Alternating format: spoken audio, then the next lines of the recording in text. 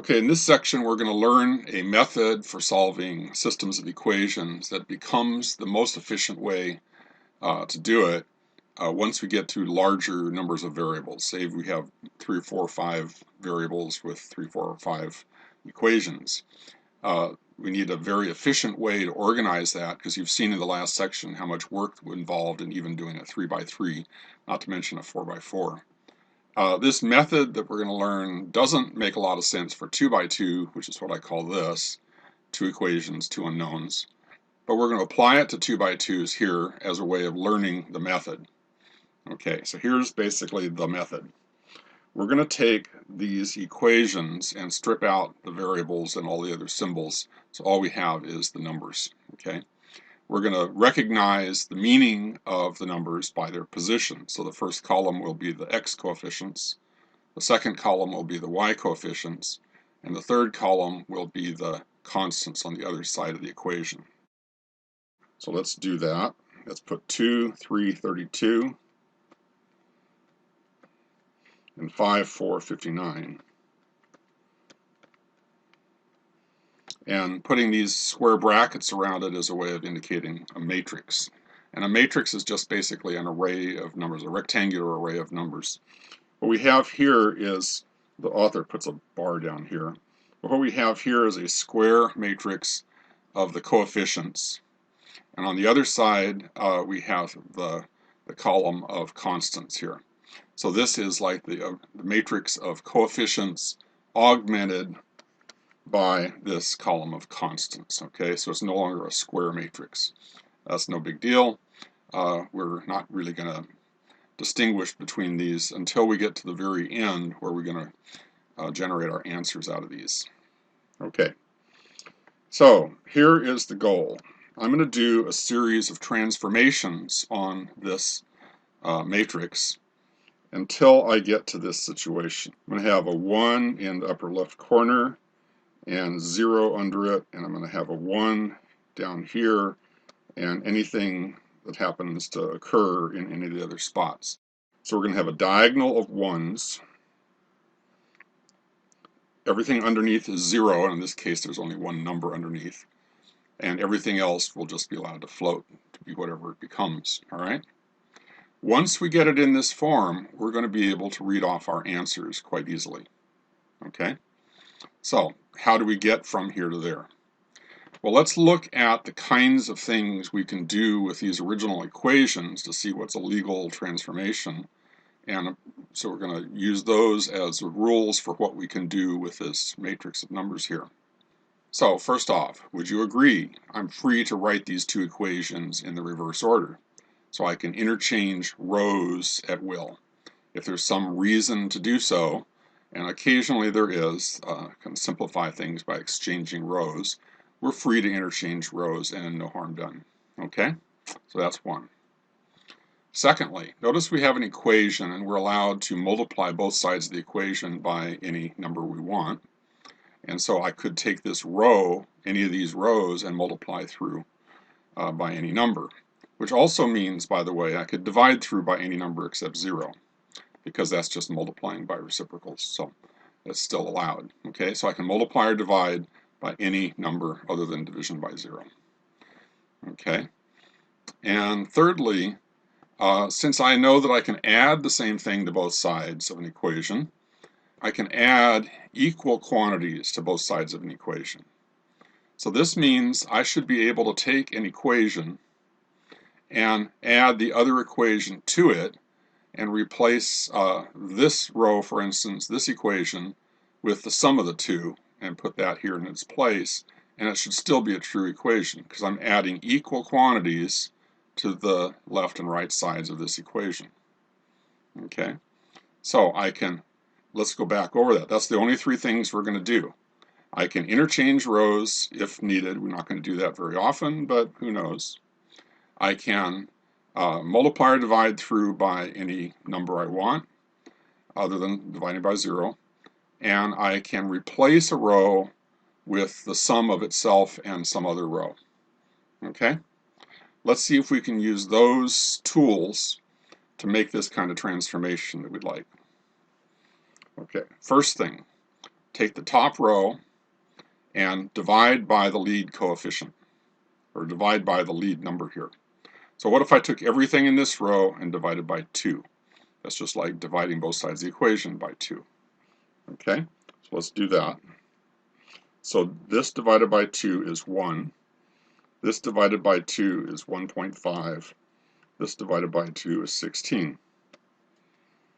Okay, so far we have achieved the first step. We've got a 1 in the top left corner.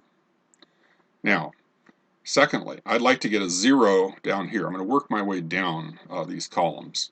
I got my 1, now I want a 0. Notice that one way to do that is, now I have a reliable number here. I know that's going to be a 1. What if I took my second number here and say that's a 5?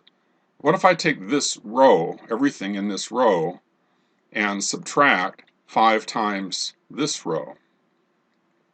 So I can basically multiply this row by 5 and then subtract the result from this. Okay, let's keep a calculator handy. So let's do that.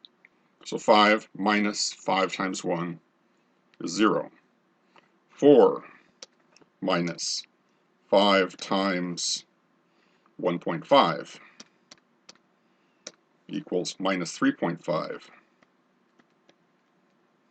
59 minus 5 times 16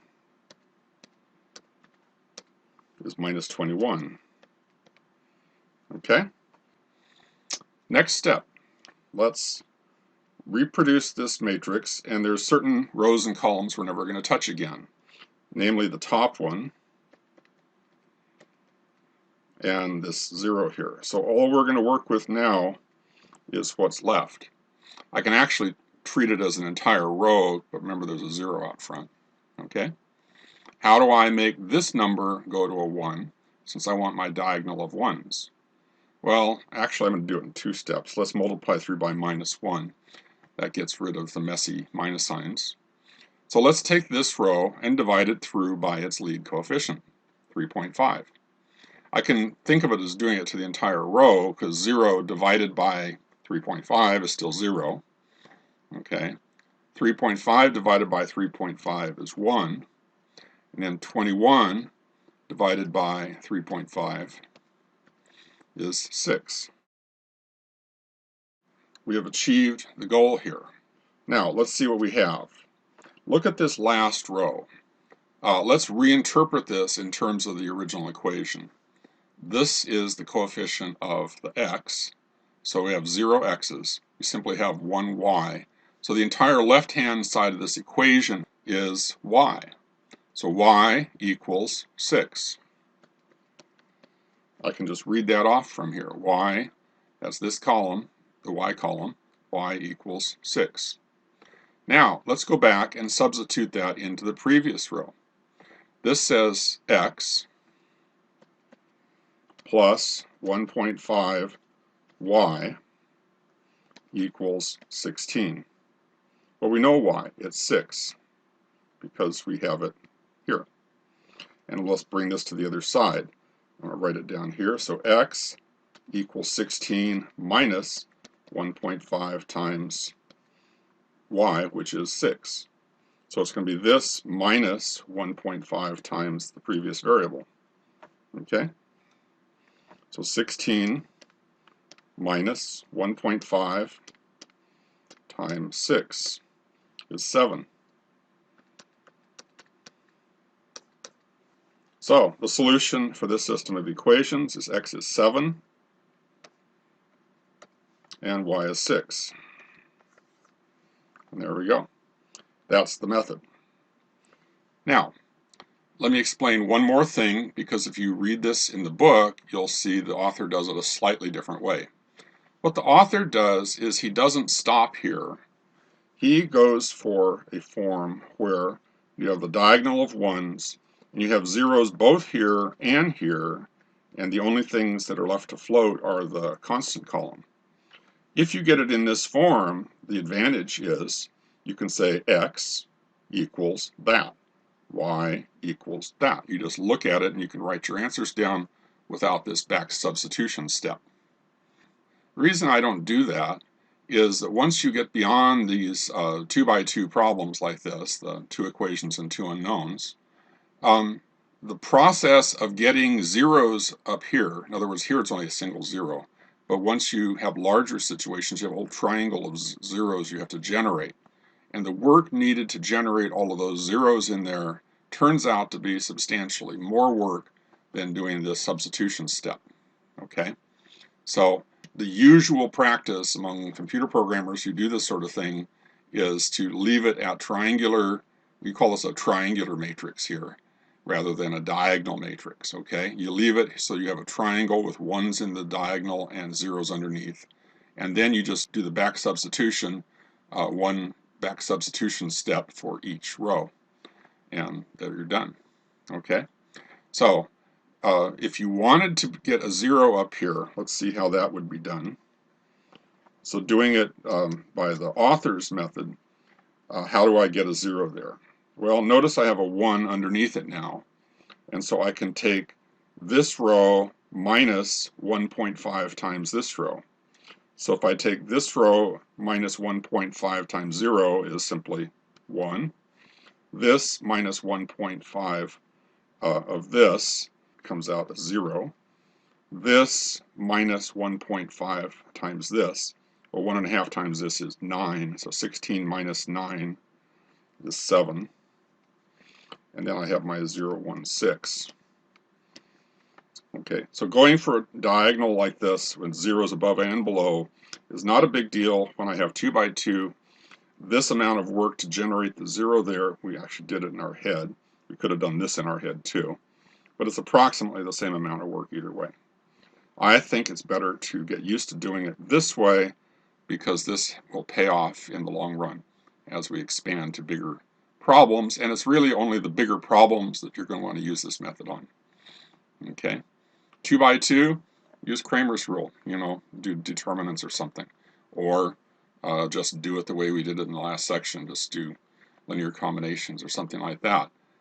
You can do this method, but where this method really shines is to streamline the situation when you get up to lots of equations with the same number of unknowns. Okay? So that's it for now. Try the problems. Everything you need to know, I've shown you on this one page.